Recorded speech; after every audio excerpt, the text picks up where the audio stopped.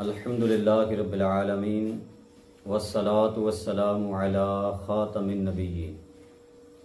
پیارے محترم بھائیوں، پچھلی جو ہم نے ویڈیو بنائی تھی اس میں ہم نے آپ کو یہ بتایا تھا کہ مرزائیوں کا کلمہ اور ہے اور مسلمانوں کا کلمہ اور ہے، اور اس حوالے سے کئی لوگوں نے تسلی کا اظہار بھی کیا۔ اور آج کا جو ہمارا موضوع ہے یہ میں آپ کے سامنے انشاءاللہ عرض کرتا ہوں۔ دیکھیے، آپ ماشاءاللہ سمجھدار لوگ ہیں، آپ سے میں اگر سوال کروں کہ آپ مسلمان ہیں، کلمہ پڑھتے ہیں محبوب کریم صلی اللہ علیہ وسلم کا، حضور مصطفیٰ جان رحمت کا، میں آپ سے اگر سوال کروں کہ کیا محبوب کریم صلی اللہ علیہ وسلم کا کوئی مثل ہو سکتا ہے؟ یہ میرا آپ سے سوال ہے، جو بھی آپ سماعت کریں، کیا محبوب کریم کا کوئی مثل یا آپ کے برابر ہو سکتا ہے؟ یقیناً آپ جواب دیں گے کہ کبھی بھی نہ ہوا ہے نہ ہو سکتا ہے۔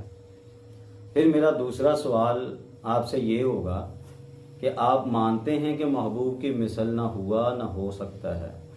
اچھا، پھر بتائیے کہ اگر کوئی بندہ یہ کہے کہ میں نبی پاک کی طرح ہوں، میں ان کے برابر ہوں، یا میرا وجود نبی پاک کی طرح ہے، تو پھر آپ جو کمنٹ دیں گے وہ تو کیا بات ہے، سننے والے ہوں گے۔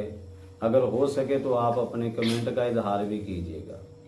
اب میں آپ کو بتاؤں گا کہ کیسے یہ مرزا غلام قادیانی کیسے یہ دعویٰ کرتا تھا کہ میں خود رسول اللہ ہوں، میں خود محمد رسول اللہ ہوں، میں خود محبوب خدا ہوں، جس محبوب خدا کو لوگ مانتے ہیں وہ خود میں ہی ہوں۔ اس طرح کے یہ دعوے خود کیا کرتا تھا۔ اس کا ایک چیلا ہے، وہ چیلے نے اپنی بات لکھی ہے۔ وہ چیلا کہتا ہے کہ اپنے بارے میں وہ کہتا ہے کہ ایک بڑے مشہور و معروف سجادہ نشین صوفی نے مجھے لکھا کہ قادیان میں تم نے جا کر کیا لیا؟ کبھی حضرت صلی اللہ علیہ وسلم کی زیارت بھی خواب میں کی ہے، یا مرزا صاحب نے کبھی زیارت کرائی ہے؟ مجھ میں اتنی طاقت ہے کہ ایک رات میں حضرت صلی اللہ علیہ وسلم کی زیارت کرا دیتا ہوں، آؤ میرے پاس آؤ۔ کہتا ہے وہ چیلا کہتا ہے میں نے یہ خط حضرت اقدس علیہ السلام کو دیا، یعنی چیلا کہتا ہے کہ میں نے یہ خط مرزا غلام قادیانی کو دیا اور یہ عرض کیا کہ میں نے اس کا یہ جواب لکھا ہے کہ اے صوفی، میں اپنی طرف سے یہ تشریح کے لیے کہہ رہا ہوں کہ کہتا ہے کہ اے صوفی، تم تو خواب میں حضرت صلی اللہ علیہ وسلم کی زیارت کرانے کے مدعی ہو، ہم 5 وقت تو بلا ناگا رسول اللہ کی زیارت بچشم سر کرتے ہیں، استغفر اللہ، جس میں کوئی شک و شبہ نہیں، اور خواب میں تو شک کی بہت گنجائش ہے، چونکہ ہمیں آپ کی، چیلا کہتا ہے کہ اے مرزا، چونکہ ہمیں آپ کی 5 وقت نماز میں اور اس کے دوسرے وقتوں میں زیارت ہوتی ہے۔ اور چیلا آگے سے یہ ساری بات کر کے اپنے اس گرو سے پوچھتا ہے کہ یہ بتائیے کہ یہ جواب جو میں نے دیا ہے یہ جواب ٹھیک ہے؟ آگے مرزا غلام قادیانی کی بات ہے، آپ سنیے، آپ حیران رہ جائیں گے۔ کہتا ہے آپ نے فرمایا ٹھیک ہے اور سچ ہے، بے شک صاحبزادہ صاحب لکھ دو، اور قطعی طور پر لکھ دو، پکا لکھ دو۔ کہتا ہے یہ مرزا قادیانی استغفر اللہ کہتا ہے ہمارا وجود حضرت صلی اللہ علیہ وسلم کا وجود ہے، اور خدا نے خود ہمیں رسول اللہ فرمایا ہے۔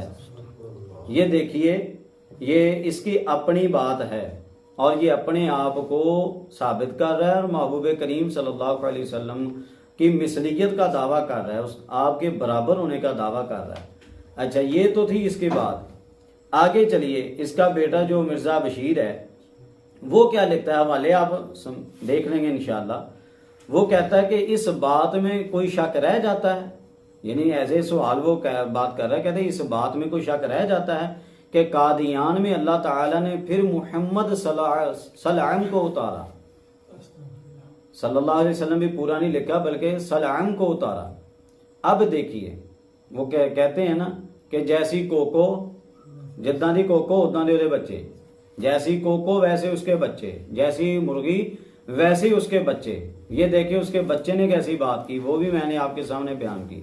اور اب آپ کے سامنے اگر کوئی اس طرح مثلیت کا دعویٰ کرے تو آپ کیا کہیں گے؟ میں تو وہی آپ کے سامنے کہہ رہا ہوں کہ عام طور پہ لوگ پھر یہی کہتے ہیں، منہ نہ متھا تے جن پہاڑوں لتھا.